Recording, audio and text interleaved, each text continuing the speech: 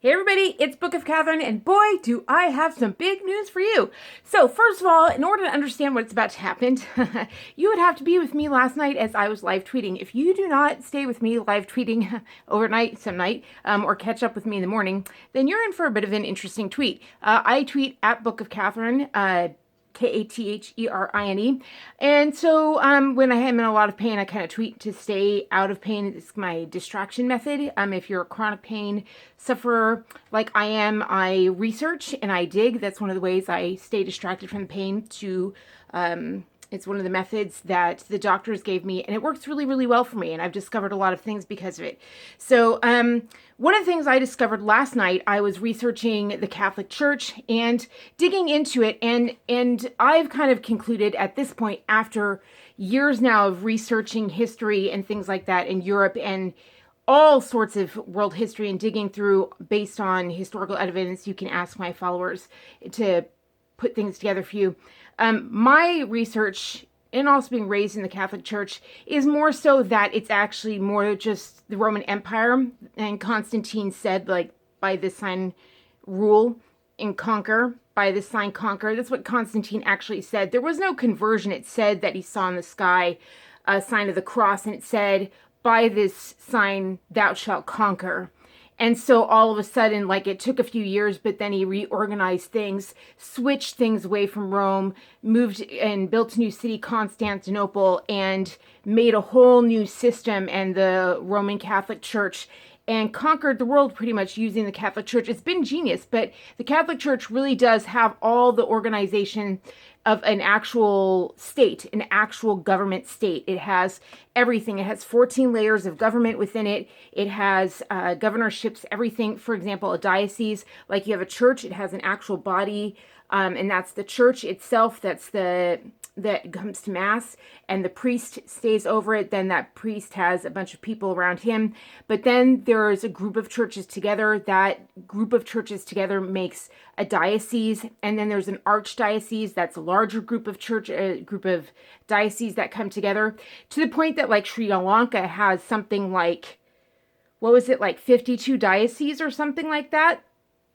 And dioceses are groups of churches, and churches have hundreds of members themselves.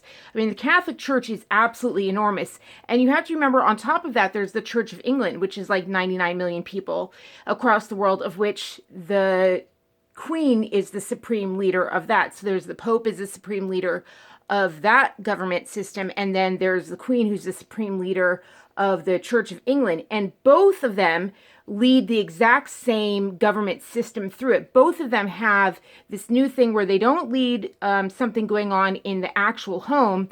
Both of them, for the last 150, no, about the last 100 years, have been pushing this new sort of thing of change your communities using your church. And both systems, both the Church of England and the Catholic Church, have said to change your communities into a more peaceful community, like they've both had all across the globe.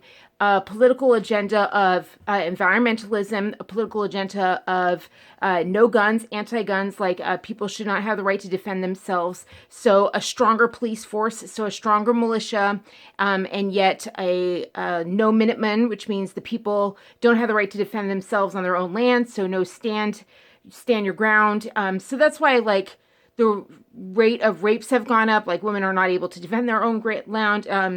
But illegal guns, it doesn't have anything. They don't have any political stances on things like illegal guns, that sort of thing. And so all of it, you can find actually all of their political activism is all being pushed at the United Nations level.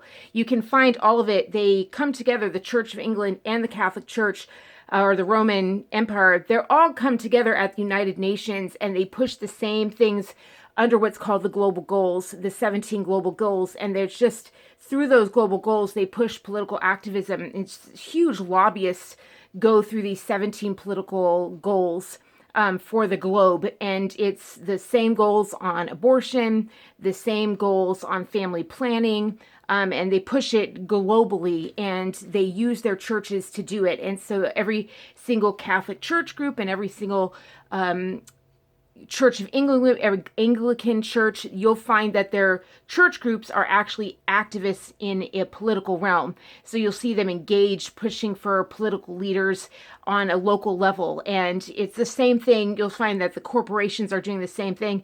Corporations, things like Amazon and Bloomberg and Forbes, they all have the same political agenda because these powerful families that run them, the Medicis and Borgia that still exist, and the royal families that still exist, even the royal families of like France and Spain, all these royal families, they've all been around. They all still have their investments, and these big, huge corporations are their corporations, like BASF, like the East India Trading Company, like Queen Victoria liquidated it in like 1847 and then ramped up and started BASF and Bayer, and that was her new globalist empire that she started and out of Germany. And so those are the news. And then World War I and World War II, those were the war machines based out of BASF and Bayer.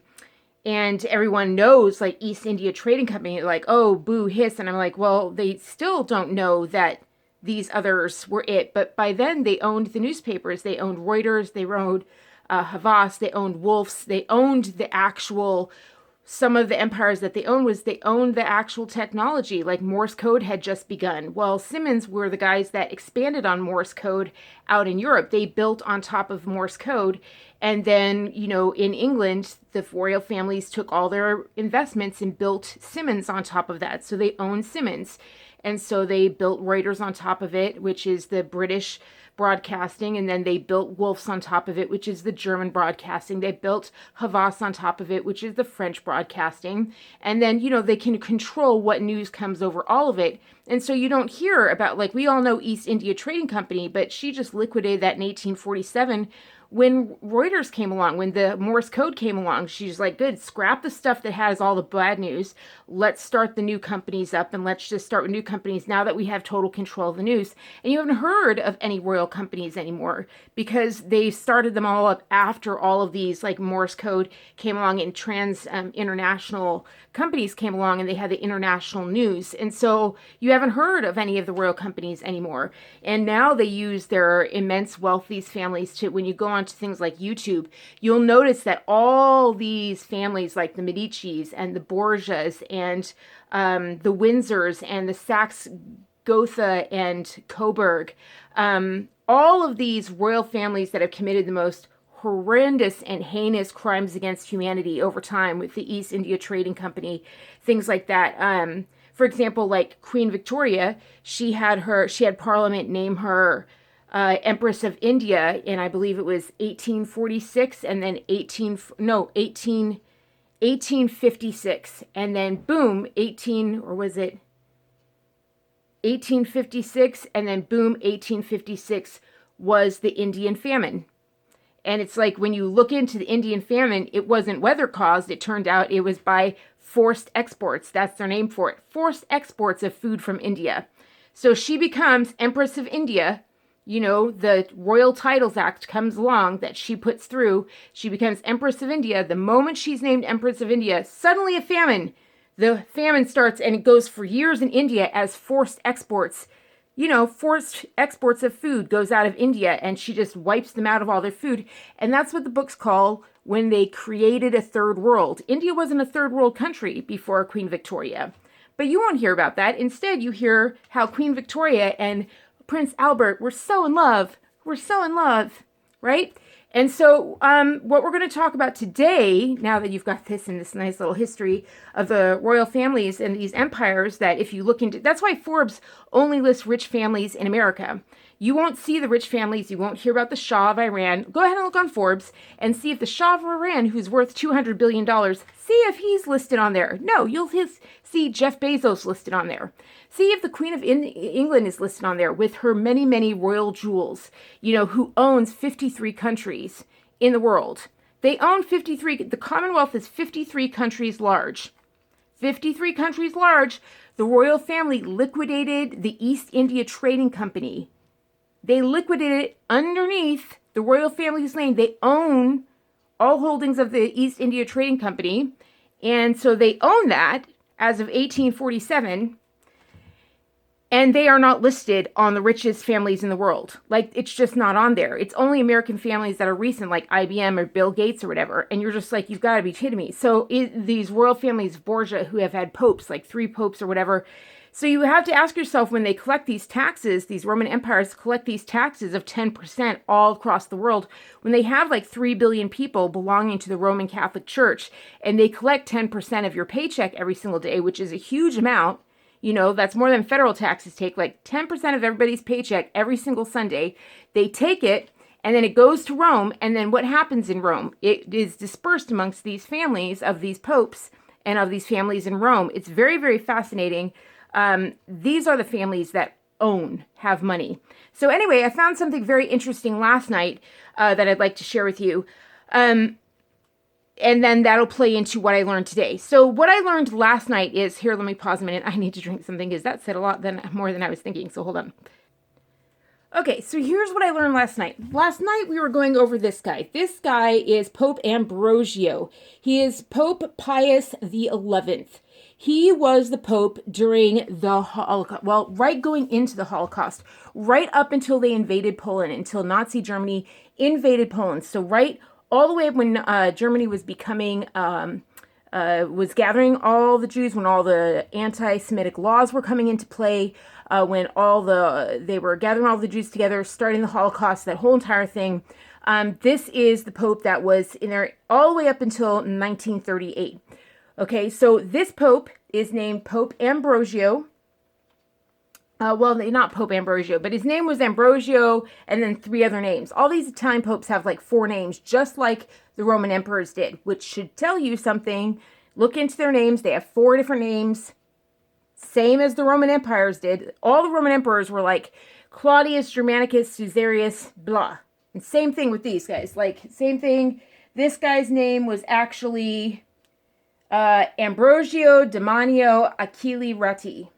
Ambrosio Demanio Achille Reti, which I think is very interesting that his name was Achille, you know, when he's supposed to be Catholic. I'm like, why do you have a name after a Greek god? Like, what, you know what I mean? Like Achilles tendon, stuff like, it's very, very interesting. Like, I think that's Greek or Roman. I don't really care about any of that because just like, it's been 2,000 years. A lot has happened since the Roman Empire, and a lot's happened since the Greek Empire. Why do we care about that kind of stuff anymore? I'm learning why, because that stuff still exists.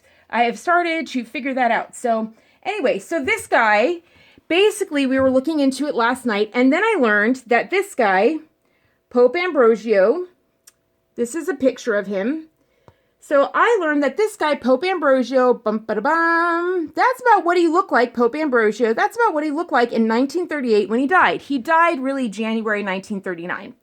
Okay, so what does that matter? What does that matter? Well, what I was learning is that these popes were dying, or not dying. I was learning that they were born. Pope Pius, like, let me give you an example. Pope Pius, it started with, if we go into last night, into my Twitter thread, which was last night, it was the February 10th, 2020. If you want to look it up on my advanced search on Twitter. Going into the morning of February 11th, Tuesday, big voting day for New Hampshire. New Hampshire primary for both the GOP and the DNC. You really need to throw out Governor Sununu and all his little lies and all that sort of thing. And the way the bill's secretary moved up the date. The primary is normally September 8th. They moved it all the way up to February 11th on people. All the states did it. Remember how we did clean the GOP after June? We all came out after June and we just did clean the GOP after June. So all the states moved their primaries up to before June. I just figured that out last night. I was like, all the states did it before June 6th. That's when we started coming out, was June 6th. It's like they didn't figure out that it was my video that did it. They never found my video. So they're like, oh, everyone learned the primaries. There's like something must be in the air at June 6th. So we'll just move all the primaries from June 6th on. We'll move them all pre-June 6th. And I'm like, oh my God, like they literally, so they moved all the dates up that we turned out. They took every single date that we turned out for a primary and they moved it up earlier than that. Can you believe that? Including New Hampshire. And New Hampshire only did it on Thanksgiving, which is 2 months ago. Thanksgiving 2019. That's when they announced the change. I'm like, that's like 2 months of warning. That's corrupt. That's specifically a punishment for voting for Trump. I'm like, wow. Anyway, so hopefully today is the 11th. Hopefully they're voting him out. Anyway, so last night I was live tweeting all this, right? I was tweeting this research into Pope Pius, and I was saying, Pope Pius the Sixth really, really hated the American Revolution. They really hated the American Revolution. And then as I was looking it up, I was like, oh my gosh, did you guys see this? Pope Pius the Sixth was born on Christmas. And I was like, yeah, right, everybody. Do you believe that? I was like, right, nobody believed it, right? Like, nobody believes that it's Christmas. And I was like, hey, let's have a looky-poo at this. And I was like, let's look at it another controversial time, right? I just didn't believe that he's born on Christmas. I was like, I know that the popes want us to believe, the Roman Catholic Church wants us to believe that these guys are Christ's representatives on earth. I get that. So I was like, let's just go ahead and see if there's another controversial time, history and time. Let's go look that pope up. So I do. I look up pope during the Nazi era. I'm like, okay, let's look up Nazi pope. All right. Pope Ambrosio comes up. Guess what? His name is also Pope Pius. This time by now it's Pope Pius the 11th. And look at when his birthday is. The Ascension of Mary, of the Virgin Mary. I'm like, we have another one. Another amazing virgin birth. He's born on a holiday. And I was like, oh, look, there's another Nazi pope. There are two popes during the Holocaust. Like, there are two popes right over. And I was like, oh, that's weird. And it also switches on literally, like, remember how we compared 1938 to 39? There was a big switch in the the Nazi propaganda campaign between all the propaganda up until 1938. And then 1939, all of a sudden, the Nazis are like, peace and love, peace and love. Peace, peace, peace to the outer world. They're putting out posters of peace to the outer world, coins of peace. Like Roman, they put out naked babies and naked women to the outer world. They're like, we are peaceful. We are peaceful. Our Nuremberg celebration is going to be about peace. And then the day before Nuremberg, they invaded Poland. And I was like, that's a really big shift in politics. Nobody said there was a new pope in town in 1939. Nobody said that. And not only that was their new pope, the new pope was born in Rome. This pope was born in Italy, but the other pope, the next pope, was born in Rome itself. And that pope didn't have a special birthday. And I was like, well, what's the difference? I don't get it. I don't get what's the difference. Well, guess what I looked up? This guy, I looked up when he was born, when they said this virgin birth or whatever. And basically, they said this guy was born in like 1857, which means when he died, he should have been 82 years old. This is the oldest photo they have of him. Does that look 82 to you? Look at his hand. Like his hand is, I don't know if you can see. Oh, this is a painting. That's why it looks old. I'm like, that's a painting. Let me get you an actual picture. You'll see in the actual picture, the guy himself, like when you actually see it, you'll see like, yeah, there it is.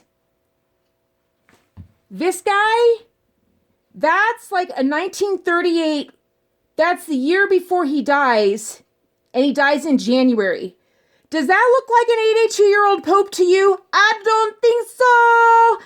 I don't think so, honey. You ain't 82. And that ain't an 82-year-old hand. No, it isn't. No, it ain't. Let's look at the hand, honey. Let's look at the hand. That's a nice big rock, but maybe royal juice, but that ain't an 82-year-old hand. No, it's not.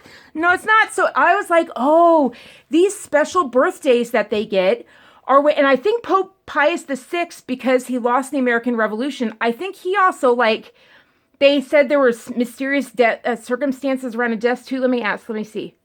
Yeah, they said he had a tragic death. Pope Pius actually died a prisoner in France by Napoleon. And I know there was a lot of stuff in there. They said his was a tragic thing. His was a tragic death. They say he was the longest, but that it was a tragic death. And I find that interesting.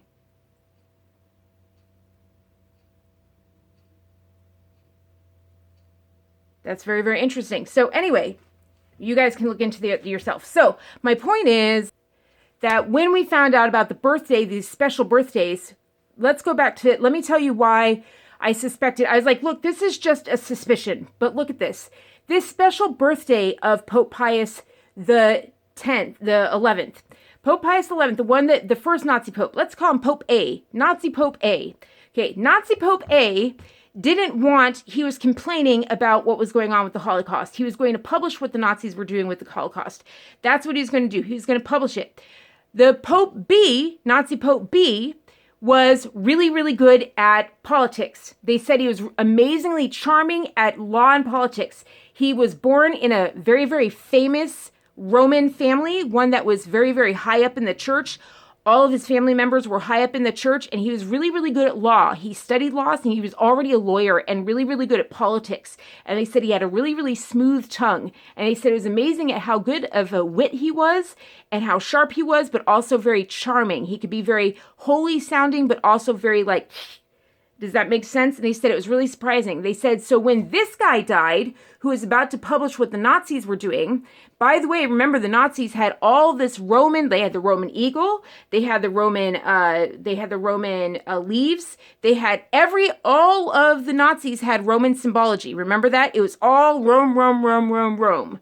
Like, Rome, rise again, Rome, rise again. And then all of a sudden, this Pope dies in early death. All of a sudden, this Pope dies in early death. Boom, 3 days, fastest conclave ever. 3 days, and the Pope that was his assistant, that was actually born in Rome in a very popular family, gets replaced, and we get the second Pope. That Pope doesn't publish anything the Nazis do. He hides all the letters. He hides all the letters and in a lot of ways assists them, starts writing into Rome, and they actually call him the Nazi Pope. And next thing you know, the year he's made Pope, boom, boom, boom, they invade Poland. There are advertising changes I said, isn't it as if they actually, if you look at all the books on Hitler, it says the rise of Hitler until 1939. The year the Roman Pope gets put in, it's as if Hitler's been unleashed. Everything changes. Everything changes. But all the propaganda changes. All their propaganda changes to sweet, sweet tongue. Oh, we're very, very sweet. Oh, we're very, very sweet. But then they do the opposite. And it's just this very, very good politician suddenly becomes in charge. Very, very fascinating. And no one really gets on the fact. And the Catholic Church has been very good about making sure that the Israelites, like the people in Israel, have not published what that Pope Pius XII has done.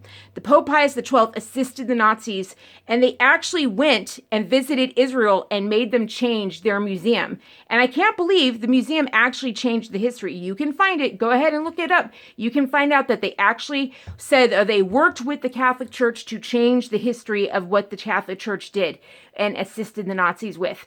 And so it makes more sense when you understand that the Catholic Church is actually just the Roman Empire. Look, they don't actually, they have a dead body in every one of their churches. They raise kids with a dead body up on the front of their ceiling. That's what it's an altar with a dead body. That's the Roman Empire. They raised it up. They made the symbol of the Christian faith a cross. That's like the crucifix of ISIS. We say ISIS is this terrorist organization. What does ISIS do every day? They hang people on crucifixes. Like, how do we not get that? All ISIS does is behead people and put them on a crucifix and hang them on a cross. And here the Catholic Church is going around holding up crosses with a dead body hanging off of it. That's not worship of this is celebration of killing off you know what I mean? Killing off some guy that said that they were the Messiah. It's very, very fascinating. It's the Roman Empire. And not only that, but all the families are Jewish.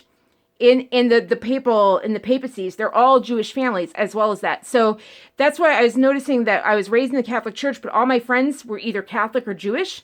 And I was like, oh, I never really noticed that all my things like CCD and First Communion, I had all these rituals growing up, and I never noticed that those rituals kind of matched what my Jewish friends went through. I always thought my Jewish friends had all these strange rituals growing up. Yeah, they're not unlike the rituals I had to do as a little Catholic girl. I had to do the same thing. I had to do these things where I had to, take this cup and everything, get ready, wear a white dress, wear a veil, go get beads, pray to these beads. Very, very similar to the Jewish faith. Very, very similar. Had to have someone intercede with me. The Jews believe that you have to have someone intercede in order to get to God.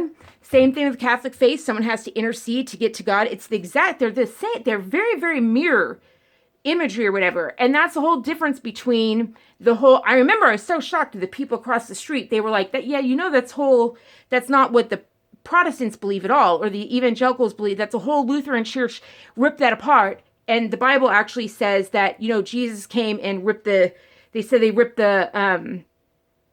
Jesus ripped the temple, all the little things that they do. When you see, go ahead and look it up, like the Jews, when they do the Sabbath, when you watch Jewish temple every Sunday, or not every Saturday, and when you watch them do a ritual, and even Catholics, when you see them do a ritual, both of them have altars, and both of them do these rituals, and both of those rituals are to connect to God, right? And that's ancient. Both of those things go back ancient to pre-Messiah times.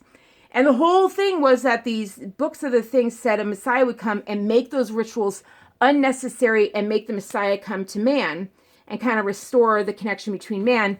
And then that's the whole tale, is that the temple was ripped, and then now the Holy Spirit and the Pentecost, and so man and whatever. So now there is no need for any of that. There's no need for ritual. So all the rituals I grew up with as a Catholic girl, and all the rituals they grew up with as Jewish, none of those rituals were needed. And that's the thing, is that they see that as sacrilege. So as I was growing up with all these rituals, they were like, all of that's like sacrilege. And I was just like, no, I'm a little Christian. I'm a good little Christian girl. I'm all white. And they were like, no, that's actually not at all. That's not at all what Christianity teaches. It was a huge shock for me as a kid. Huge shock for me as a kid, as a teenager, to learn all that. Huge shock or whatever.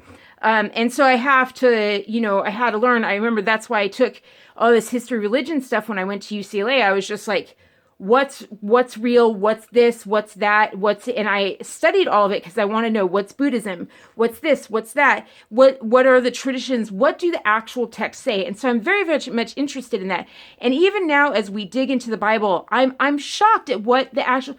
Okay, so here's something we just learned. We just learned that there is a whole thing in Ezekiel 28 that talks about Satan being in the Garden of Eden and dressed in all these gems and jewels, like being encrusted and wearing all these gems and jewels as he walked the Garden of Eden. And I'm like, what? To the point that Blake, one of my favorite when I studied English at UCLA, they didn't give me that when I studied Blake. Blake wrote a whole thing about it, actually painted pictures of how he thought Satan looked. And the Lord actually says in it, and it says, and the Lord said to say to Satan, it says, and the Lord says, what you thought you were God. You were so dressed in jewelry that you got so into it, into the Garden of Eden. You got so into these jewels that you thought you were God. You didn't think you were reflected God. You thought you were as God. Your heart lifted up and thought you were a God. And so I cast you down to the ground. And I'm just like, what is going on? No one told me that Satan wore badonkadonk jewels. Hello? You know what I mean? Like, where's all... And then I realized that they talk about Satan being certain all the time. And a dragon. And it turns out, like, the whales and the sea monsters or whatever in the fifth day of creation, it turns out that's the word for sea monster. Sea monsters are mentioned in 8 books of the Bible, I found out. And that means that the sea monster, like the dragon, wore jewels. And I'm like, well, is that where it comes from? All the dragons who love to wear jewels along their bellies? And I'm like, well, that means that, like, the Tolkien people were all taught that, and we didn't get to hear about that when I was learning literature. That means, like, there's a whole generation that understood all this stuff, and we don't get to be taught it. I feel cut out of Western literature, if that makes sense. So, like I said, I need to keep digging into the Bible and learning more about what it says, because I even learned some stuff about Eve. Like, Eve didn't just eat the apple after they said, it'll make you wise. First, she checked it to see if it would taste good. She was like, is it good? Does it smell good? Then she checked to see if it was look pretty. And she's like, oh, it's really, really pretty. Then third, she saw if it was made her wise. And I was like, okay, that sounds like woman. Like, dang it. That sounds a lot like woman to be like, is it going to taste good? 2, is it pretty? Oh, I can't handle it. So dang pretty. And then 3, all right, maybe if it'll make me wise. Maybe I'll take it then. I'm like, oh my God. And I'm just thinking about all my jewelry. And I'm just like, well, all right. I really hope it doesn't just come down to that and everything. But I'm like, what else is in there? In the other, whatever. How many books are there in the Bible? Is there more in there about Eve? Clearly, there's a lot more about Satan. I want to hear more about this stuff. Oh, and we figured out Eden is in Africa. We figured that out on Twitter, like in our research. We figured that out on a big Sunday dig, a big Saturday or Sunday afternoon dig. We were digging all day Sunday. Oh my God, all day Sunday. We had a huge dig on Sunday, a group dig. A whole bunch of us had like Sunday afternoon, and we ended up digging.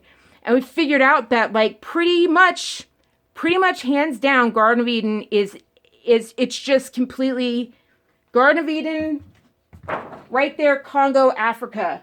Big, huge river. Right here, the Congo River. 1, 2, 3, 4. Big 4 rivers come right out of that. 4 rivers split right out of that, right into there. And the entire river basin is pretty much and you know what else is ironic about that? Is that the Congo is the one place, the Congo is what we learned. The Congo is what we learned that the most UN troops are at. It has like 30,000 UN troops. Remember, I said every socialist system only reports 1/3 of their numbers. So I think it's 3 times that they actually have down there. And I'm like, why do they have 3 times the number of troops down there? Like, I really want to know. Like, what's going on down there? Like, why don't we ever see anyone from the Congo? I looked up the Congo because of that. I was like, what's going on down at the Congo? Well, the other reason why we said that is because our DNA, the DNA mapping says we come out like this. The DNA mapping says that. It goes, boom, out like that. It says that. That's what our DNA mapping says. And also, like all of Europe, they didn't bother with any of this in here, ironically enough. When Europe came down and did their settlements, they didn't even try to settle here. They went straight to the Horn of Africa. Now, why would they do that? Why would they try and settle anywhere but here? Unless it was impossible to get in. Like what? I mean, just all these things that we've been noticing. Anyway, so stuff's been going on. So now I will get finally to the big thing that I've just found that's really, really big. Hold on a minute. Okay, after all of that, I'm going to get down to this. My point of all of that, to get to the end of it, was to say that the Catholic Church likes to move around dates. So it was just better for them when they knocked out the guy. The guy was getting in the way. He's going to publish what the Nazis were actually doing and saying they're burning people up in the Holocaust in 1938. He wrote something like 32 letters saying, I'm going to expose you, I'm going to expose you, I'm going to expose you. And finally, the Catholic Church just basically knocked him out, or the Roman Empire just basically knocked him out because they were making so much money. These War Machine, BMW was making it, BASF was making it, Casella was making it, all of these companies, Wall Street was making so much money. The Roman Empire was making so much money. They were coming back that they just knocked out this Pope. And in order to hide it, they made it look like he was 82 years old and moved his date back, moved his actual birth date back to Virgin of the Ascension Mary in 1857. And they gave him some holy days so that everybody would think he's some holy saint and born on this day. And the same thing with Pope Pius. Oh, he was born on Christmas Day, so that we just think, oh, these saints are so great and so holy, and we don't dig into it any further, and we just think they were meant to be popes, and that's it. It's very interesting how the Catholic Church does that. But the point is that they are willing to change around dates, which led me to this. So today I was deciding to dig into, the royal family keeps putting out all these things about the royal family. For example, the big interview that they did with Prince Andrew when he was caught having his big weekend tryst with Epstein, with the predator Epstein and basically sex trader, the child sex trader Epstein. So he was caught. He has all this video of him and pictures of him basically doing this sex trading or whatever with Epstein. And so what do? They basically interview him in his castle and walk next to him. And it's night and day the way they treat him versus Jordan Peterson. Night and frickin' day. And it's basically like, here's how we treat a pureblood. BBC treats a pureblood like this. We walk him down the aisle and we ask him we bow our head to him. We're very understanding with a pureblood.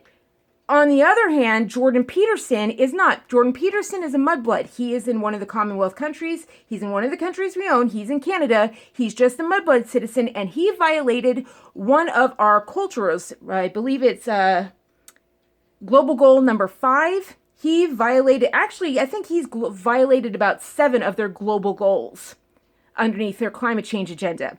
And so he is a citizen that violated about 7 of their global goals. So he was brought in for questioning under Kathy Newman, and he underwent the fire because he's a mudblood, so he doesn't get good treatment. He gets put in a very uncomfortable studio in a very low desk with no huge exposure, and he gets treated horribly. He gets attacked and exposed and treated as a lower class citizen. And you get to see the difference between Prince Andrew, a pureblood in the Commonwealth, in their mentality, and the difference between George Peterson. They just keep on putting up things with the royal family. And I'm like, boy, Italy really doesn't want us looking over there. And I'm like, I really need to stick to looking over at Italy and their families, because they're the ones with the most money. They're the ones getting 10% in. They're really, like, people are more dedicated to giving 10% to the Catholic Church. Catholic Church is bigger than the actual Anglican Church, so I need to be really focusing over here. So I started looking up families like Borgia and Medici, and I noticed that they have just as many shows as the royal family does. They've got all these shows dedicated to them, just like the royal family has shows dedicated to them. And I'm like, hot dang, look at this. And I'm like, well, let me see if I can find something that isn't dedicated to them.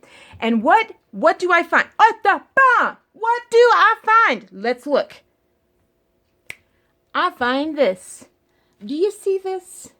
This is called Three Families of the Renaissance. Have you ever wondered why? I have been trying to figure this out. I really have. Just a minute. I have been trying to figure out why people like Ben Shapiro and these conservatives say that the Renaissance is the reason for created equal. I swear to God, I've been trying to figure that out. I've been trying to figure it out because the more I dug into the Constitution and the reasons for created equal, I kept finding that it was actually like Christianity and the Reformation and things like that, and things like the very first, like that Galatians quote that I found out that said that we're all made equal all the way back in Rome, you know, things like that. Like, and I was just like, what is this? I didn't understand why they said like Jewish values, but Jewish said that Jews, they would say, what would they say? Judeo-Christian values. And then I was like, wait a minute, no. I've been finding out that Judeo values are actually that God's people, they actually believe that they are God's chosen people. No, Jewish values actually say that their DNA makes them better than others. They believe they're God's chosen people, that they're set apart. I've been finding that out. So not Judeo-Christian values. No. There weren't any Jews who actually signed the Constitution. Sorry, that didn't happen. Nope.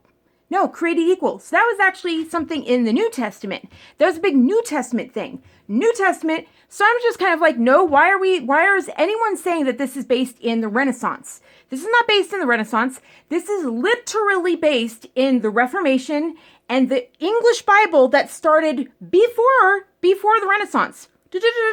Like the first English translations. Yeah, they got burned at the stake, but that happened like in 400, there was a Bible, I don't even get into it. Like this, they were killing off Christians as early as 70 AD. They were wiping them out. That was the big Jewish revolt. They started wiping them out in Rome. Like, it was a big deal. Part of the reason we think that Constantine actually did the whole by this you shall conquer. The whole reason they created the Catholic Church was to wipe out this Protestant sort of thing that said that you don't need this thing. This is a whole getting into it. Anyway, so I found this. I found this big, huge thing about popes in the middle of the Renaissance. Turned out there were 3 popes in the middle of the Renaissance, and these are their family trees. This is the Borgia family tree. This is the Medici family tree, and this is the House of Rovere, which I haven't even heard of. Rovere. Rovere. House of Medici and the House of Borgia. Okay, so I'm not going to get into all the houses. We're just going to get into one, and I'm just going to play it because I heard it played, and I was like, because this is literally starting in, what year is this? I'm sorry. This is starting in 1406, 1410, 1394, 1417. Oh, they figure out the 3 popes. And what time do they figure out the 3 popes? About 1447. They get 1 pope in 1447, Nicholas V. And I'm like, 1447? That's getting really close to 1492, isn't it? You know, 1492 is when this happened. 1492 is when this happens. Do you see this New World exploration? I hope you guys can see that. Take a look at that. This is a map of what happens after 1492. If you look at it I'll try and link it down below. But if you look at it very closely, look at what happens in Spain. Down here, this is Spain, and it comes down and it wraps all the way up through North America. Now, what you may not be able to see is that these are happening from 1492 to 1493 is Columbus. Down here, Columbus does all these red lines back and forth within 10 years. Like all these that you see are within like 20 years of 1492. It's super, super fast. And I'm like, you're telling me that the Renaissance is literally happening, like there's 3 popes, they come together, and you're telling me like 1450 is like right on top of 1492 when Queen Isabella sends the first ship out. 1492 is when Queen Isabella begins this mass migration all over. Like, look at it. It goes all over Latin America, and it doesn't stop there because they've already done, what you don't realize is they've already done Africa down. Europe has already done Africa down here. So what you don't see is they're taking Africa and they're also taking all their ships and going boom onto Latin America. That's why they're coming across here, because that's shorter. But Latin America, they're taking their ships and hitting South America. Like they're just invading South America from their African exploits. Their already previous African exploits that they've already hit. So it's just this massive thing. Within 20 years, they hit it all. So when they tell me something like this, when they tell me, hey, by the way, the House of Borgia, the House of Rovere, and the House of Medici all are coming in right before 1492. And this is generally... Is that what you're telling me? Are you telling me all of those big, huge houses that have multiple popes each, are you about to tell me that those all started right before the colonies of the New World in both Latin America and in North America and in Canada? Is that what you're about to tell me? Is that what you're about to tell me? Okay, now talk to me. Now talk to me. Talk to me what you're about to tell me. I'm listening. We're at 1450. We're at 1450. You just got Nicholas V. Tell me what you want to tell me. Considered to be the beginning of the Renaissance papacy. The first pope that we're going to look at is Pope Calixtus III, who was Spanish and was elected pope in 1455. His real name was Alfonso de Borgia, and he is the start of the Borgia family's rise to prominence. He had a sister named Isabella. What? What? What? What?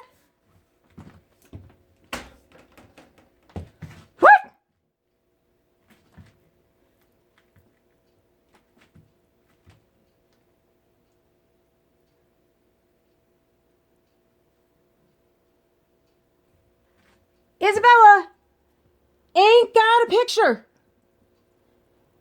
Listen, it just goes on. That sister had a son named Rodrigo. That's it. So did they just tell us that, here we go. What did you just tell us? Pope Calixtus III, 1455 to 1458, had a sister, Spanish Pope of 1455, Spanish Pope of 1455 had a sister named Isabella. Excuse me, but let's just check it. Oh, isn't that interesting?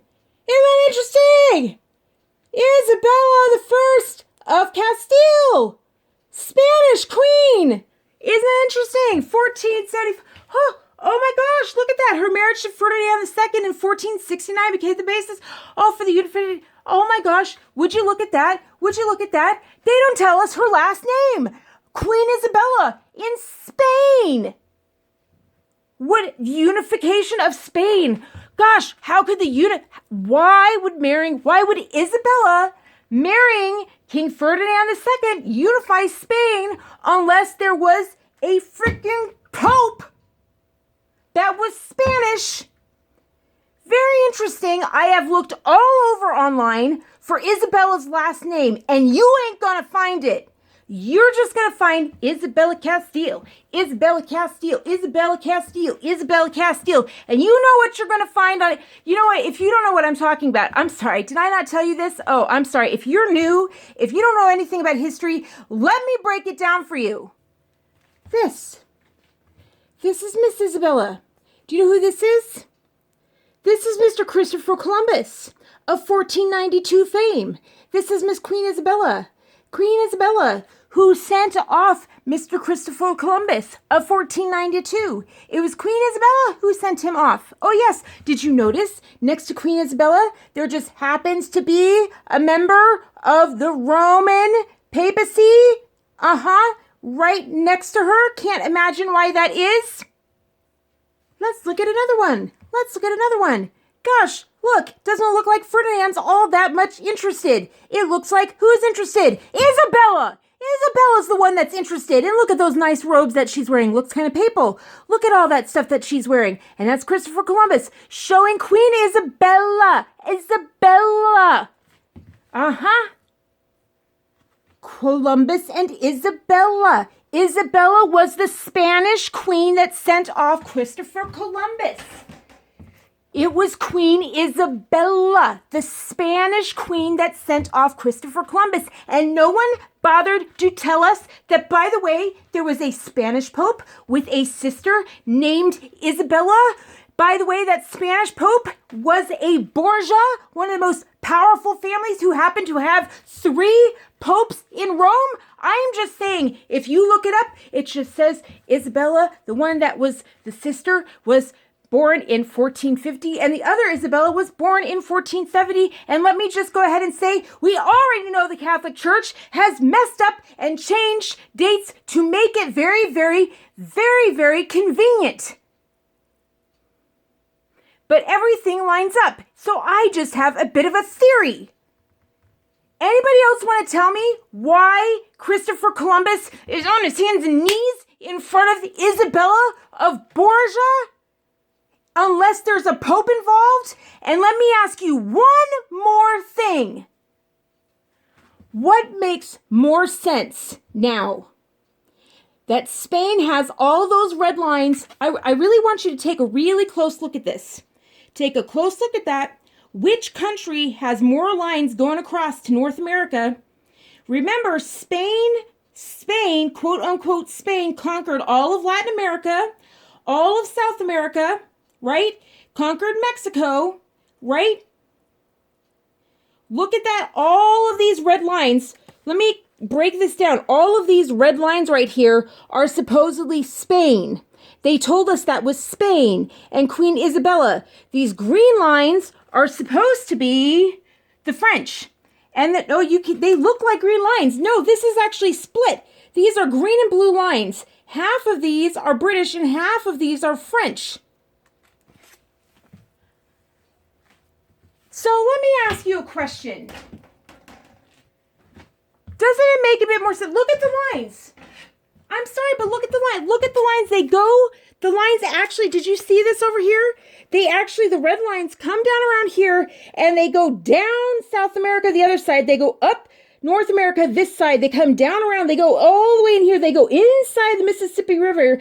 Doesn't that make a little bit more sense? Also, they do it really fast. It says Columbus goes 1498, 1499, 1502, 1492, 1493, 1565, 1513, 1526, 1526, 1536, 1519, 1540, 1542, 1542, 1543, 1596, 1605. Do you realize how many trips that is? Does that make a bit more sense when you know it's not Spain and you suddenly understand that it's Rome? That it's the Catholic Church, and we've heard it. You've already heard research saying that Rome did it with Spain. Do you understand why now? Because Isabella of Borgia was the sister of the Pope at the time? Does it make a little bit more sense? What an empire.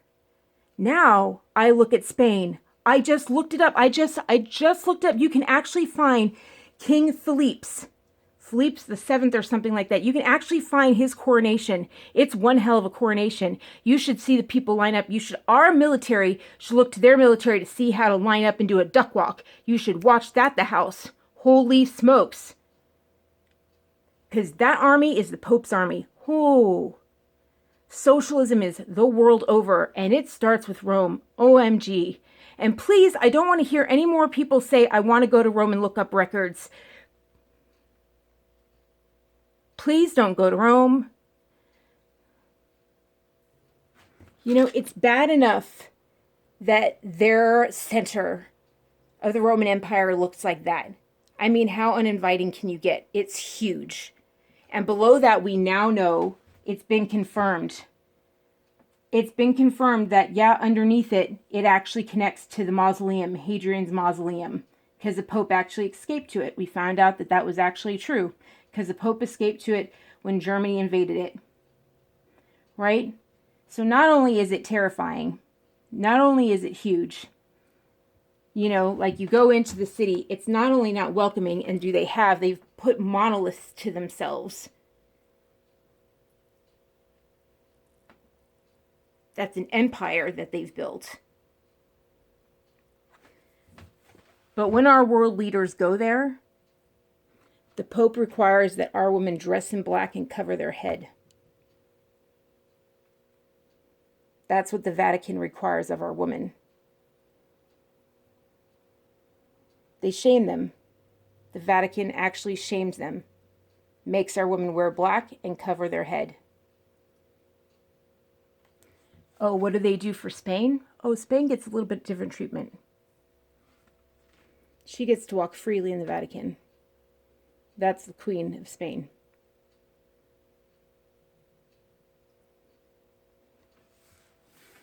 The Vatican does not smile upon those who are free. It will not go well for you. I have had friends and loved ones go before Rome was locked down. And the things that the mafia has done to them for simply wearing things like I'm wearing. Naked shoulders.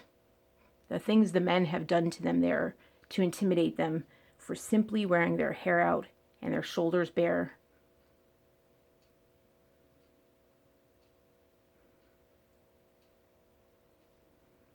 Tyranny. Should have guessed it earlier. I wouldn't be paying them part of my paycheck. Guess anyone who requires part of your paycheck is the mob, isn't it? Is there anything? I'm going to have to start digging in the New Testament that says